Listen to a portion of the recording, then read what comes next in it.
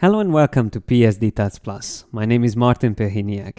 In this video I'm going to show you one of the great new features of Adobe Photoshop CC. I'm going to talk about the new Propertise features for shape tools in Photoshop. I'm really excited about this feature because whoever is into web design or graphic design spends a lot of time trying to find the best radius for rectangles and also the size for them. And now in Photoshop CC, we have much more control over either the radius or the size of the rounded rectangles. So if I select this shape here and go to the Properties panel, which we can position here next to our art, we can see we have a lot of options here for the shapes. And we can select any of these and see that the radius is the same on all of them. And if I want to change the radius, all I need to do is easily just click on one of these icons and drag it up or down. That's really cool. So now we can really control the radius of our shapes. And what if I make it smaller like this? How can I use the same on the other two rectangles? Very easy way is to select these details here, copy them, then select the other two and paste it in here. And press enter and it's already applied. Of course, you can also select several shapes together. It's also another new feature, and you can control them at the same time. Maybe you can change their height without distorting the curves on the corners. So I'm just increasing the height or decreasing it. Or we can also change their radius at the same time. We can even turn them into circular shape.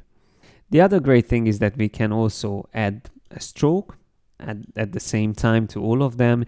We can change the attributes of the stroke and so on and so forth. So from this point on, you can see that with the Live Shape Properties features, you have much more control over the shape tools in Photoshop, and it will save you a lot of time in user interface design and in graphic design in general. There's one more thing I would like to show you. I'm going to turn off the Properties panel. Let me just select this icon here in the front, and let's say I would like to work only with this one without changing the others. Sometimes when you have several paths or curves in your layout, you might find it annoying that you select something that you don't want to select. Like in this case, it's quite easy to select the background rectangle or keep that selected while I want to select this other one here in the front. So how can I make sure that this doesn't happen? What I can do now in Photoshop CC is that I select the shape that I want to work with and double click on it, and it will automatically isolate it from all the other elements in my design. So you can see it here in the layers panel that I made filtering based on the selected layer.